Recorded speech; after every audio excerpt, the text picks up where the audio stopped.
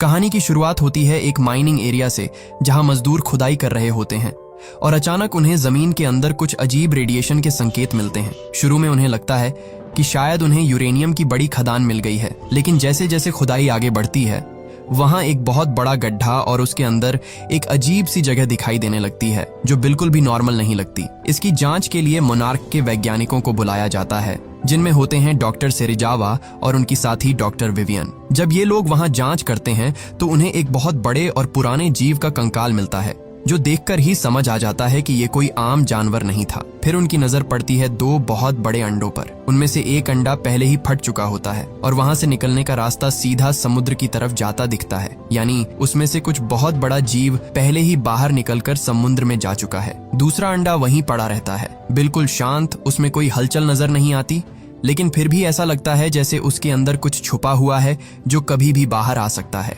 इसके बाद कहानी जाती है जापान के एक न्यूक्लियर पावर प्लांट में, जहां हम मिलते हैं इंजीनियर जो ब्रॉडी से, जो वहीं पर काम करता है। वह अपने साथी से कहता है कि वह प्लांट को आगे चलाने की परमिशन नहीं दे सकता क्योंकि उसे अंदर से कुछ अजीब सी हलचल महसूस हो रही है जो बिल्कुल भी नॉर्मल नहीं है। लेकिन उसकी बात कोई सीरियस नहीं लेता, इसलिए वह खुद ही सच्चाई पता लगाने का फैसला करता है। उसकी वाइफ सैंड्रा भी उसी प्लांट में काम करती है और दोनों मिलकर प्लांट के बेसमेंट में जाकर उस अजीब हलचल का कारण जानने की कोशिश करते हैं। उन्हें बिल्कुल भी अंदाजा नहीं होता कि उनके साथ आगे क्या होने वाला है। तभी अचानक प्लांट के अंदर बहुत तेज हलचल शुरू हो जाती है, जैसे कोई भूकंप आ गया हो। चारों तरफ कंपन बढ़ने लगता है और सब कुछ कंट्रोल से बाहर जाने लगता है, जो तुरंत अपनी वाइफ से संपर्क करने की कोशिश करता है और उसे कहता है कि जितनी जल्दी हो सके वहां से बाहर निकलो, क्योंकि अगर बेसमेंट में जमा रेडिएशन बाहर आ गया तो पूरा शहर तबाह हो सकता है। रेडिएशन लगातार बढ़ रहा होता है, इसीलिए जो खुद भागकर बेसमेंट के एंट्री गेट तक पहुंचता है और सैंड्रा का इंतजार करने लगता है। अंदर उसकी वाइफ और बाकी लोग बाहर निकलने की पूरी कोशिश कर रहे होते हैं, लेकिन रेडिएशन इतनी तेजी से फैल रहा होता है कि हालात और भी खराब हो जाते हैं। आखिर एक ऐसा वक्त आता है जब जो के पास कोई और रास्ता नहीं बचता। अगर वह गेट खुला रखता है तो रेडिएशन बाहर निकलकर पूरे शहर को बर्बाद कर देगा। मजबूरी में वह भारी दिल से गेट बंद कर देता है, जबकि उसकी वाइफ और बाकी लोग उसी के अंदर रह जाते हैं। कुछ ही पलों में पूरा प्लांट तबाह हो जाता है। ये सब कुछ उनका छोटा बेटा फोर्ड अपने स्कूल से देख रहा होता है। उसके सामने उसकी माँ की मौत हो जाती है और उसी दिन से वह अपने पिता को इसका जिम्मेदार मानने लगता है, क्योंकि उसे लगता है कि अगर उसके पिता प्लांट को बंद नहीं करते तो शायद उसकी माँ वह मारी नहीं जाती। इसके बाद कहानी 15 साल आगे बढ़ती है।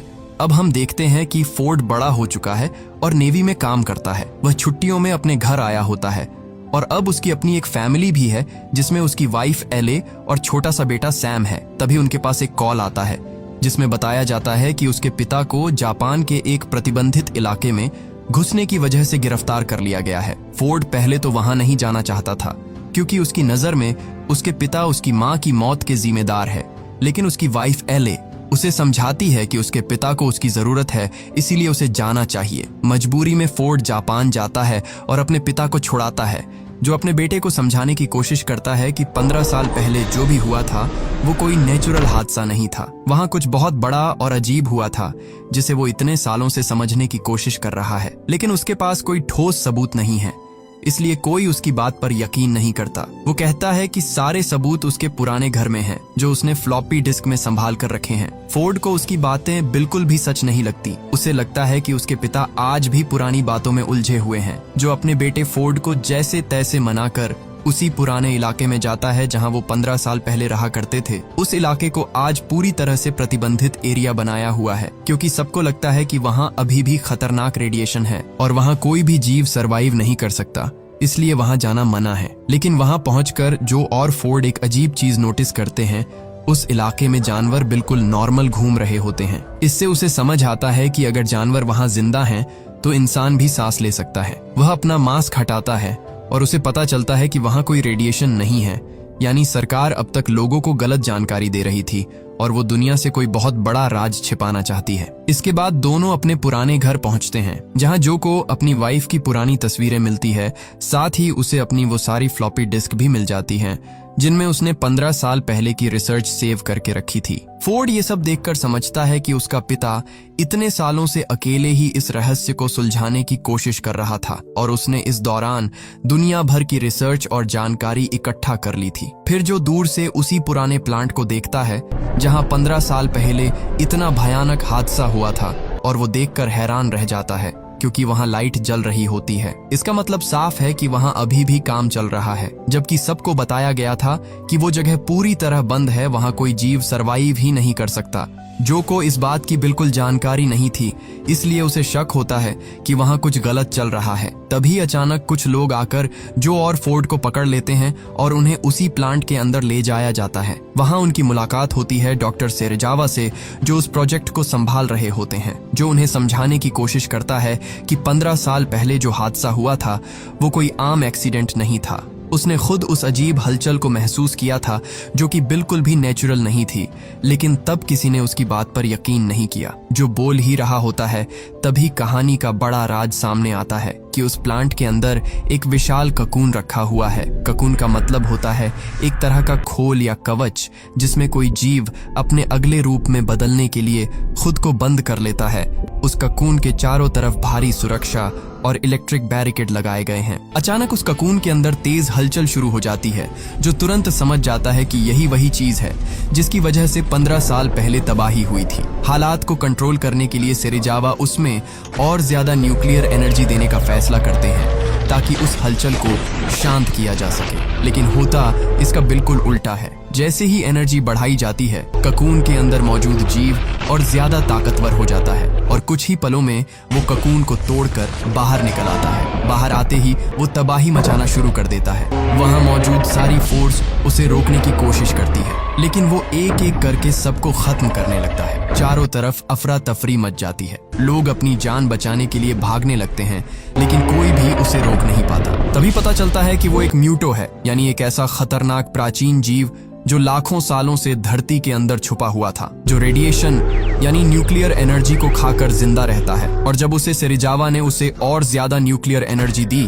तो वह अपने असली रूप में आ गया, यानी जिंदा हो गया।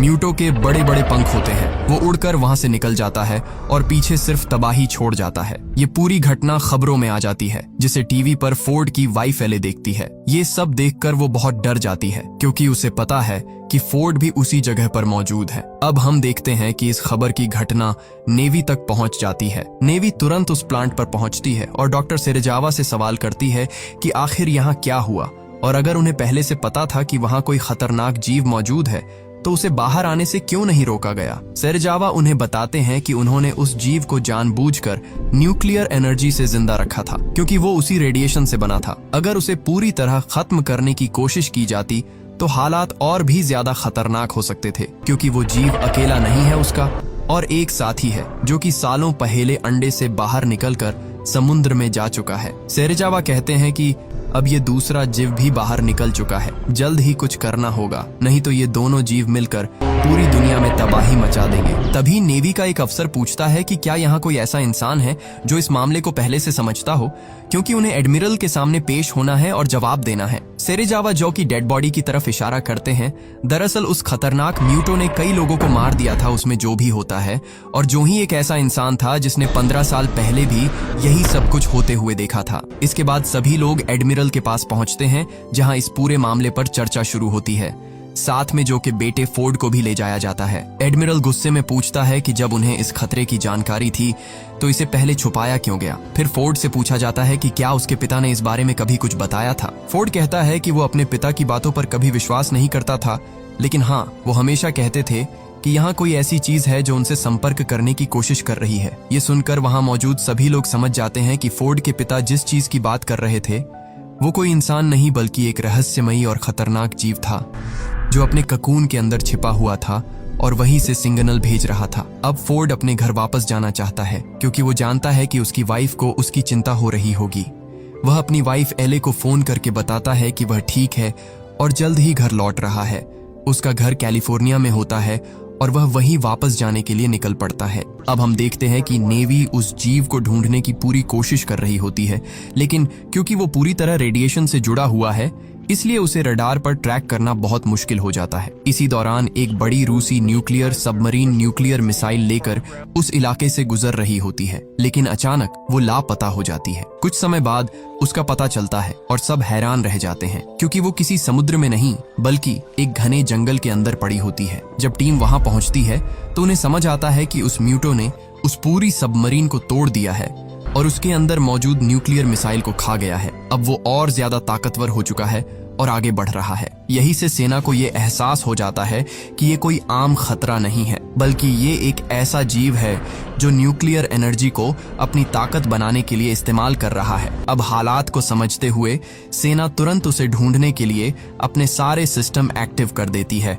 और उसे रोकने की प्लानिंग शुरू कर देती है, क्योंकि अगर उसे जल्दी नहीं रोका गया तो वो और भी ज्यादा तबाही मचा सकता है। उधर एक समुद्र किनारे अचानक बहुत बड़ा सैलाब उठता है। लोग डर के मारे भागने लगते हैं क्योंकि वो कोई आम लहर नहीं होती बल्कि एक खतरनाक सुनामी जैसी लगती है। तभी सामने आता है गॉडजिला, एक विशालकाय दानव जिसे देखकर हर कोई दहशत में आ जाता है। दरअसल म्यूटो की बढ़ती हुई एक्टिविटी पूरे इकोसिस्टम में एक बड़ा डिस्टरबेंस पैदा कर देती है। ये डिस्टरबेंस इतना पावरफुल होता है कि समुद्र की गहराई में मौजूद ये प्राचीन और विशाल जीव गॉडजिला भी इसे महसूस कर लेता है और धरती पर आ जाता है, क्योंकि गॉडजिला नहीं चाहता कि इस धरती पर उसके अलावा कोई दूसरा विशाल जीव राज करने आए।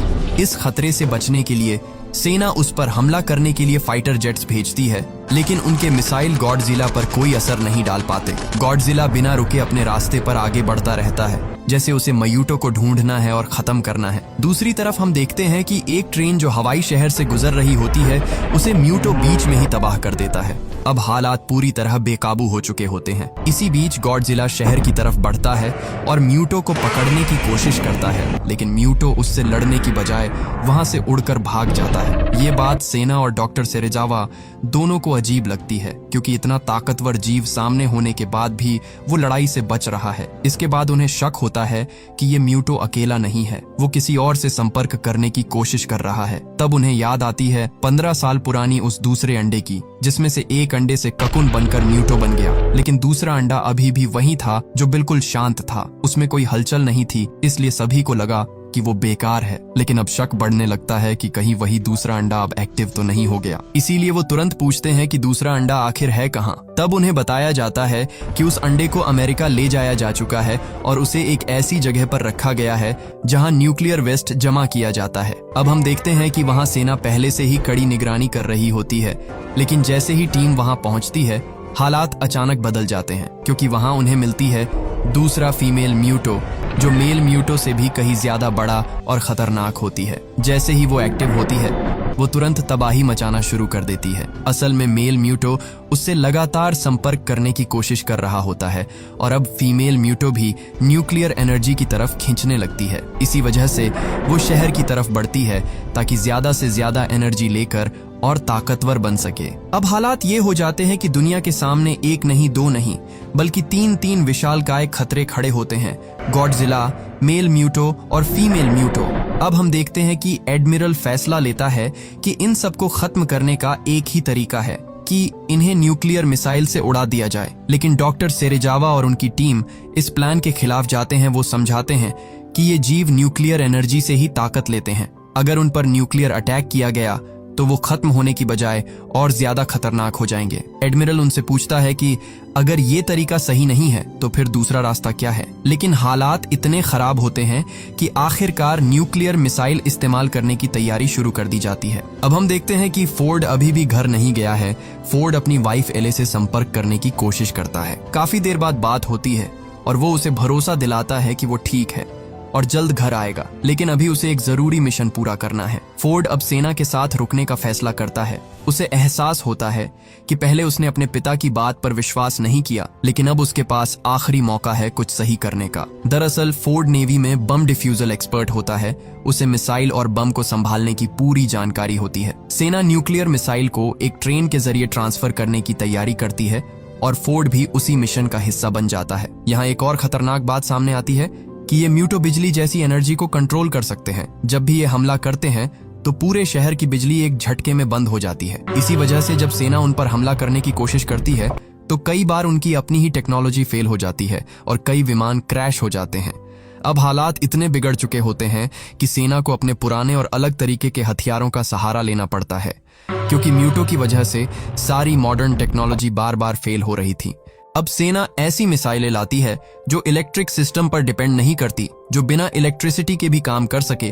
सेना को भरोसा होता है कि अगर ये मिसाइल सही जगह पहुंच गई तो म्यूटो को खत्म किया जा सकता है। अब हम देखते हैं कि उधर फीमेल म्यूटो न्यूक्लियर एनर्जी की तलाश में भटक रही होती है और आखिरकार उसे वो ट्रेन मिल जाती है जिसमें न्यूक्लियर मिसाइल ले जाई जा रही होती है। वो ट्रेन पर हमला कर देती है और पटरी तोड़ देती है। हमले के बाद तीनों मिसाइल अलग अलग हो जाती हैं। एक गहराई में पानी के अंदर चली जाती है, दूसरी फीमेल म्यूटो अपने साथ ले जाती है और तीसरी सतह पर गिर जाती है। इस पूरे हादसे में ट्रेन में मौजूद ज्यादातर लोग मारे जाते हैं। थोड़ी देर बाद सेना वहां पहुंचती है और बचे हुए लोगों को ढूंढती है। उसी में फोर्ड भी जिंदा मिल जाता है और उसे अस्पताल ले जाया जाता है। अब सेना के पास बस एक ही उम्मीद बचती है, वो तीसरी मिसाइल जो अभी भी इस्तेमाल की जा सकती है। इसी बीच दोनों म्यूटो कैलिफोर्निया की तरफ बढ़ने लगते हैं। हालात इतने खतरनाक हो जाते हैं कि पूरे शहर को खाली कराया जाने लगता है। लोग जल्दी जल्दी गाड़ियों में बैठकर शहर छोड़ने लगते हैं। फोर्ड की वाइफ एले भी अपने बेटे सैम को मजबूरी में वहां से भेज देती है ताकि वो सुरक्षित रह सके। शहर के बाहर एक बड़े ब्रिज पर सेना पूरी तैयारी के साथ खड़ी होती है। बड़े बड़े हथियार लगाए जाते हैं ताकि अगर गॉडजिला या म्यूटो वहां आए तो तुरंत हमला किया जा सके। इसी दौरान वहां एक स्कूल बस भी होती है जिसमें छोटे छोटे बच्चे बैठे होते हैं और तभी वहां गॉडजिला की एंट्री होती है। सबको लगता है कि अब सब खत्म हो जाएगा, लेकिन गॉडजिला उन बच्चों या बस को नुकसान नहीं पहुंचाता।